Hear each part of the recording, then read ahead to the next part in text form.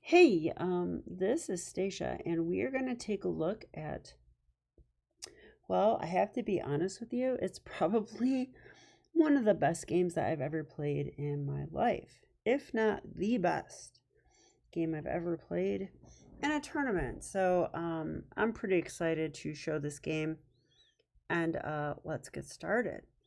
Okay, so it started with e4 and c5, and of course, I was happy to see this because I'm going to play d4. He takes and c3, and here he takes and knight takes c3 and knight c6. And so what we have here is a Smith-Morra Gambit accepted. I'm down a pawn, but my pieces are ready to come out very easily with knight f3 and bishop c4. Oops, bishop c4. And wherever this bishop wants to go. All the pieces develop very easily, while black's development is a little bit iffy. It's not clear how to develop the bishop or this bishop, maybe a6, b5. And knight f6 is always subject to moves like an early knight f3 followed by e5, attacking that knight there. So black has to tread a little carefully. So, okay, I went knight f3, e6, bishop to c4, bishop to c5 was played. Yeah, and so I'll tell you that as a Smith-Morra Gambit player, there are certain lines that give me a little trouble, and this is one of them with bishop to c5. The idea is the bishop comes out early. There's another line of the Morra where they play knight e7, and we play bishop g5 in order to pin the knight. And part of the idea behind this is that now they want to play knight g6, but it's a little bit difficult with the pin, and that also traps in the bishop. So what we do is provoke a weakness. Usually it's h6 or f6, and then the bishop drops back to e3, and we play from there.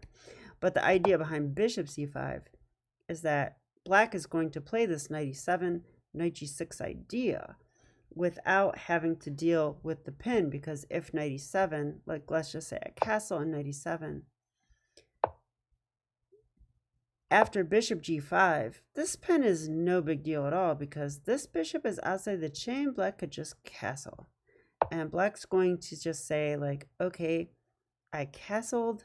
Maybe I'll play f6 if I feel like it, but I'm just fine. And you cannot hurt me. And now you're down a pawn. So, and then I would say, oh, well, why do you have to say it like that? No, I'm just kidding. Okay, so after castles, and my opponent played, yeah, actually, I think I mixed up the move order in the game. I put a6, e5, knight g to e7. I think in the actual game, he actually did go knight g e7, and after e5, he went a6.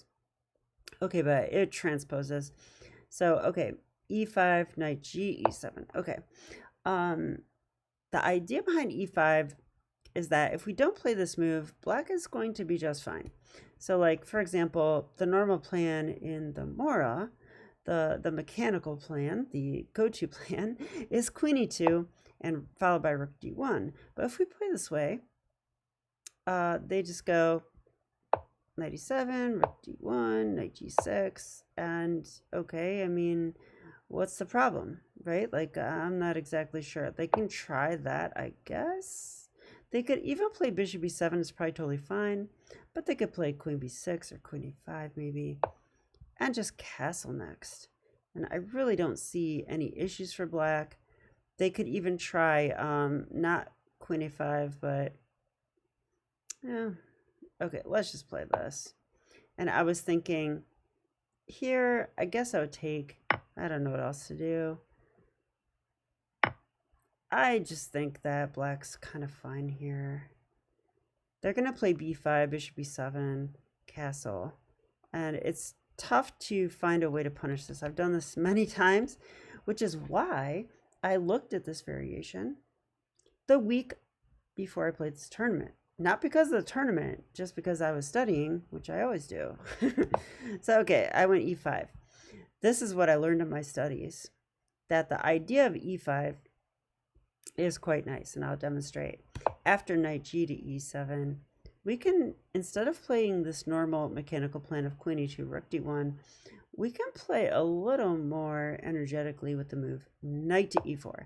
So the point of this move e5 was to free up the e4 square for the knight. And now the knight has some pretty nice places to go. By the way, we're attacking the bishop. So my opponent played b6, protecting the bishop. And now I went bishop g5, pinning that knight, which probably isn't the biggest deal in the world. But I had a specific idea in mind, which you will see. So after h6, bishop h4, my opponent was ready to castle. And I was just praying that my opponent would castle in this position because I had something in store for them here. And after castles, I calculated for a while, but I was pretty sure I was going to play it already. And that's the move knight to f6. Check. Yeah, this is an interesting move. The idea, well, you'll see the main idea. I actually think king to h8 is probably the best move. I wasn't entirely sure how to continue here. I don't think I need to move the knight immediately. I might even play, I don't know, queen d2 or bishop d3. Something to increase the pressure on the king side is kind of what I had in mind. But my opponent did accept this sacrifice on f6. And now we take with the bishop, of course, because I tell my students this, and one day they'll listen. Okay, but maybe not. But anyway, bishop f6. When you have a bishop here, okay, this is just extremely strong. Okay, this bishop is not worth 3 anymore. This bishop is worth like 5 because it's just too strong. We can literally just get our queen in the position and land a checkmate on g7 or h8. I mean, that's really why the bishop is so incredibly strong here. And it's very difficult to defend. So it was definitely worth a piece. So the main defenses, however, that we have to worry about are defenses like knight g6 or knight f5 with this knight. This knight could also potentially take on e5. This knight could also potentially, I don't know, reroute somehow. So obviously they can't play knight g6 or knight f5 until this queen is not going to be taken. So usually they, I shouldn't even say usually, I don't really know. But I would think that they need to unpin with queen e8 or queen c7 or something like that, just to unpin so that the knight can come to the rescue and come to these excellent squares which defend things like h8 and h6 and g7 and okay, whatever. So you get the point. And okay, my opponent figured that out and they played queen e8 to unpin. And then I uncorked another move that I thought was rather interesting. Knight to g5. Yeah, so you might be thinking like, Stacia, you know, go back to beginner class because your pawn, that pawn can capture your knight. So, you know, you shouldn't go there. But I'd say, go ahead and take my knight because I'll go queen h5. Good luck stopping checkmate. And you're like, haha, the joke's on you, knight g6. Okay, but then queen h6. How are you stopping that checkmate? Like I said, these two checkmates in tandem with each other because of the bishop are quite amazing. So, okay. So, yeah, in the game, my opponent played what I was most worried about, which was knight takes e5. There's a frenzy outside, apparently. Okay, let's wait for the cops to catch the robbers. Hang on a second.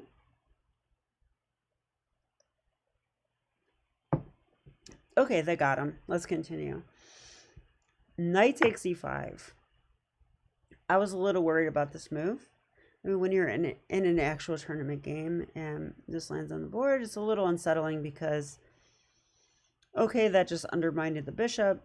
And I was seeing stuff like if I take this, maybe there's f6, right? That forks my pieces. And my whole idea of playing knight g5 was queen h5, which is not protected. So I wasn't exactly sure what to make of this. If I try something like queen g4, because I want to have discoveries and try to mate them, I thought they could even play this way, you know, and I don't know. This seems bad. I'll ask the engine. Yeah, black's just winning. Okay, that's what I thought too. So I should not take that knight, I don't think. So instead I just ignored it all and played queen h5 because, you know, I'm crazy and I like checkmating people. So yes, I know this bishop's hanging, but that is not going to be good enough because after queen takes h6, once again, I'm not sure how they stop checkmate. Knight f5 does attack my queen, but then I play queen h8 mate.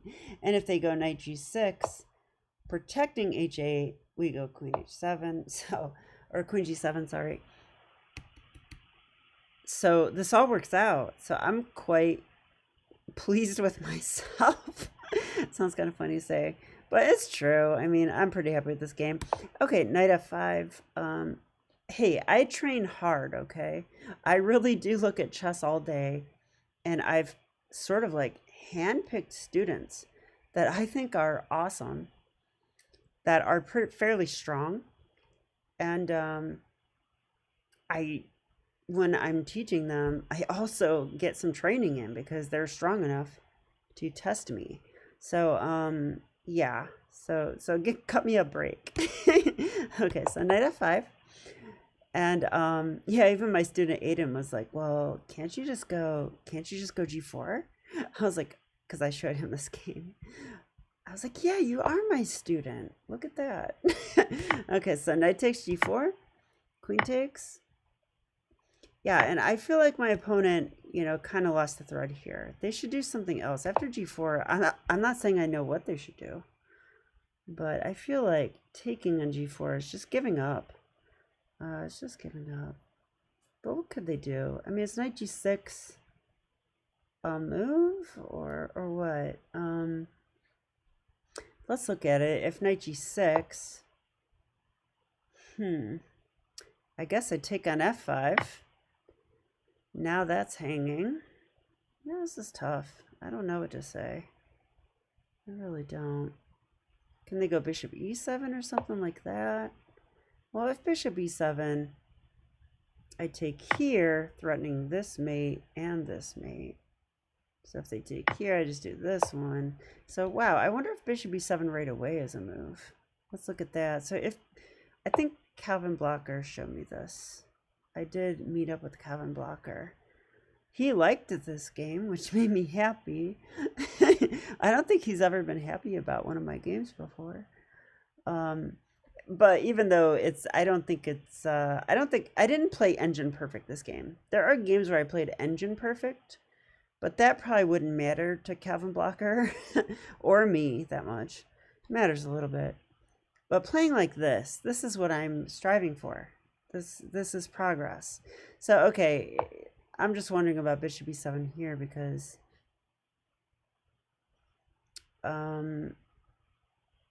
yeah, what do I do? I mean, okay, I guess I take this. And if they take the bishop, I take here. I mean, they have to defend mate there. It's hard to do. I don't know. I don't think they can, right? I mean, oh wait, they can. They can take this. Then I go here.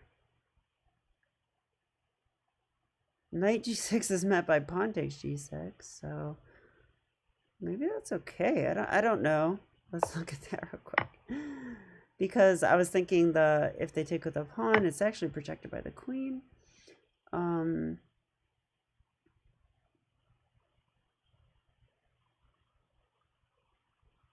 I don't know what's going on anymore. It's just equal. Wow, it's just equal. I was gonna say bishop d3. That's what the engine gives. Okay. Anyway, as you can see, that there's defense, but it's like It's difficult. Okay, after g4, I'm going to ask the computer. Okay, it does like bishop e7. And, okay, against this, I would take on f5. G takes f5. Okay, I see that's, oops. I see that's the best move. Okay, yeah, it does give this. And then I would take here. And then it does give, okay, it's the exact line I analyzed. Wow, all right. Well, that makes me even happier. When I analyze something and it's the top computer moves based on what I thought, that's a good thing. Okay, so anyway, I'm turning the engine back off and knight f5, g4. Yeah, and I feel like this is kind of giving up because, I mean, I take it, they take, but I take with check. And I think what my opponent was looking for was after king h7 and queen h5 check, there is this move knight h6 blocking, and can black survive there? Because if they just get a couple more moves, even one, I mean, rook g8 check is a start. And yeah, I'm not sure if I'm mating or what's going on anymore. So, but I calculated this too, and I saw that after knight h6, I have bishop d3 check. And this should be it because I don't see how black survives now. I think it's just over. They went here, and I didn't even want to play queen g5 check. I actually checkmate. I mean, I actually did see it, but I had 15 minutes on my clock, and I enjoyed chess, so I wanted to play longer. And I'm like, hey, I want to checkmate with a bishop. And I was calculating what would happen if I take the knight, because if I take the knight, there's this move, check. I take it, and then there's something like queen e7. I was calculating this, and it actually happened. Just funny. So after I take, and okay, I mean, we just checkmate with the bishop. So that was like the idea. I wanted to checkmate with the bishop. So anyway, I'm a little bit embarrassed for some reason, but all in all, you guys, I think that this is probably one of my best games ever. But I will tell you that maybe not also, because I did study this variation, and by some miracle, it occurred on the board. But I studied ideas like this. So, you know, had I not looked at this so very recently, would I have played like this? I'm not entirely sure, but given that I looked at it so recently and I've been practicing calculation in this position, actually before this position, like even before I played bishop g5, I was already thinking about knight f6 check. I was thinking about it here, and I was like, oh my God, it works. Like, it just seems to work. And I mean, and by work, I mean, I was sure that I was at least equal. Like it's just a free attack. And okay, if I screw up later, I'll probably be losing, but it just looked like a legitimate way to play. So I did go for this. And I'm quite happy that I did. It seemed pretty great. The only move that I didn't fully work out was this king h8 move. I just kind of assumed here that there must be play for me, because I thought after king h8, he can never really take here, because I will take with the bishop and it'll transpose into those crazy lines, except this time the bishop will come a check. So I thought between that and the knight g5, queen h5, and even queen g4 ideas, I had those too. Also bishop d3.